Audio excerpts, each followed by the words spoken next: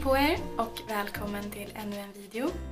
Idag så tänkte jag att vi ska kolla på processen när jag gör om mitt kök. Jag bor i en hyreslägenhet med ett ursprungligen väldigt tråkigt kök. Och det jag har gjort är alltså att jag har gjort om mitt kök med hjälp av dekorplast. För man får ju ta till liksom de medel som går när man inte får göra om mer än så. Så jag har såklart filmat denna process som har tagit väldigt många dagar, till och med veckor. Jag tror jag har hållit på i totalt 2 veckor, men såklart inte liksom aktiv arbetstid, utan jag var i Sverige 5 dagar så att det blev liksom förskjutet projektet, och sen har jag jobbat liksom med det på vardagar, alltså på efter jobbet och så här typ till 2 på natten när jag håller på och greja. Men ja, jag är väldigt nöjd med resultatet och det känns jätteskönt att äntligen vara färdig. Så, vi kör!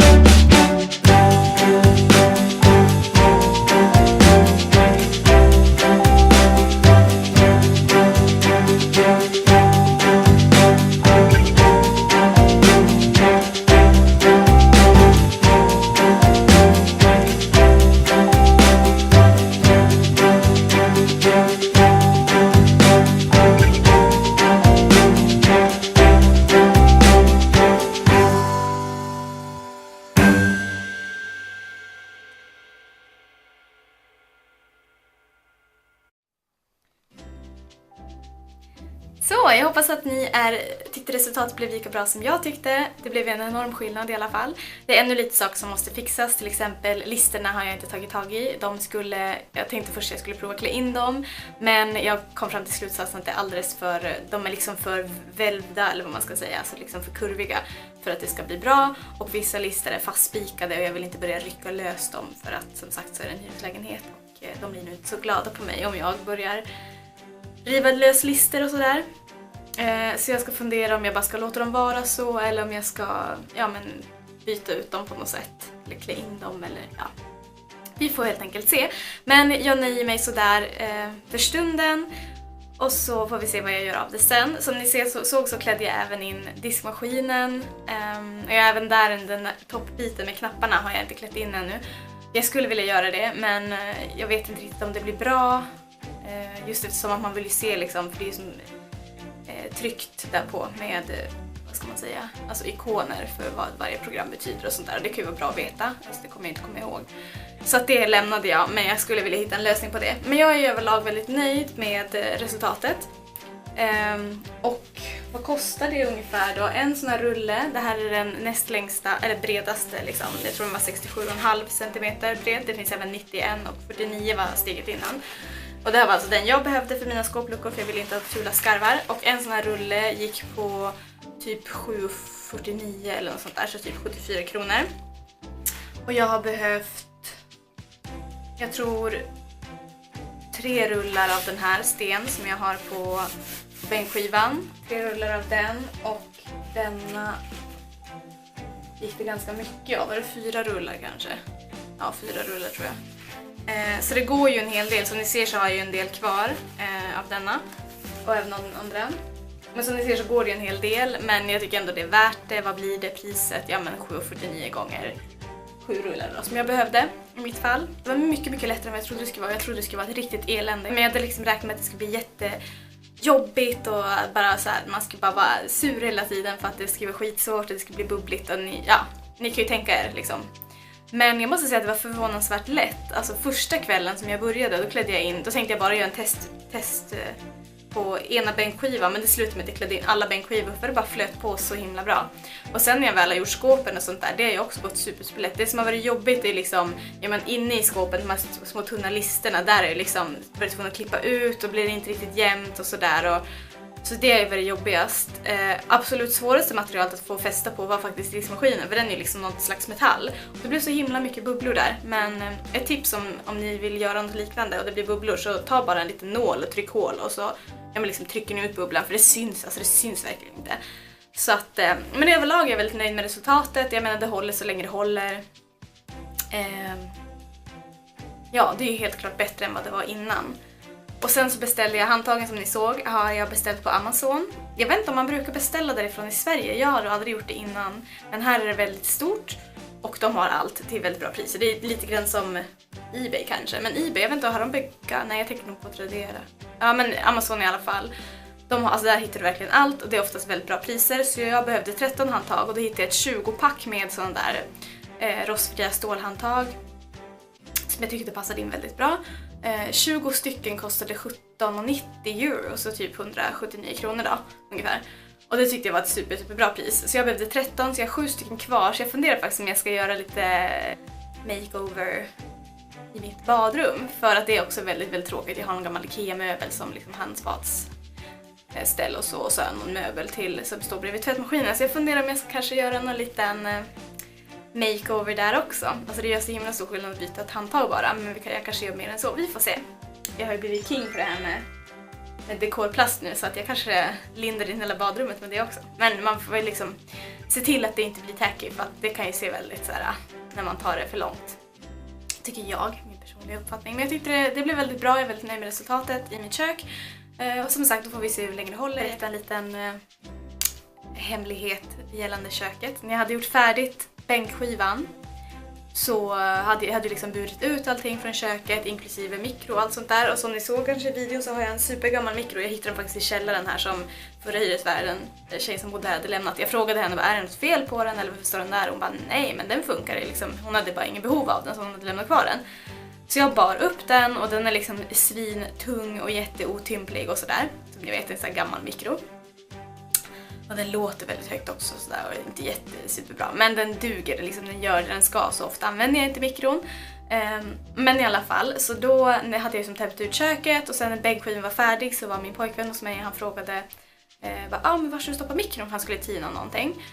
Och då sa jag liksom att ja, men bär in den i köket igen, den ska ändå in där, men var försiktig med plasten så här. Ja, och då bar han in den och ja, men inget mer med det. Sen dagen efter så går jag in i köket och ser i plasten att det har blivit så här stött, alltså hål i den från mikron.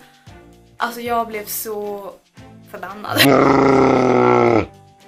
Alltså jag vet ju att min pojkvän inte gjorde det med flit eller något sånt. Och liksom det kan ju hända även den bästa. Han hade inte ens märkt att det blev hål i den när han ställde ner den. Och mikron, liksom, den är väldigt tung och otymplig. Den har liksom så här metallben så att de är så här väldigt kantiga. Så det är ju väldigt lätt hänt. Men i alla fall, jag var så less för jag var uppe typ 2 på natten och klätt in den här bänkskivan. Och så hinner liksom inte ens gå 24 timmar så det är hål i plasten. Och så jag var så här. Och grejen var att det hade precis räckt med plast. Så jag fick gå och köpa en till sån rulle enkom för att klä in plastskivan igen. Eller för att klä in bänken igen med den liksom.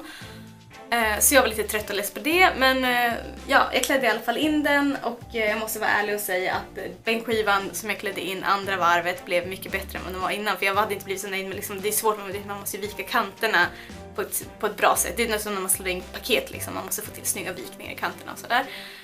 Så jag hade inte varit så nöjd hur som helst med just den delen av skivan, för jag hade liksom klätt in i 3 delar så. Så när jag klädde in den andra gången så blev det mycket, mycket bättre, så jag tänkte bara okej, det var ändå värt att göra om den. Sen så var det dags att bära in mikron igen, för jag hade tagit bort den.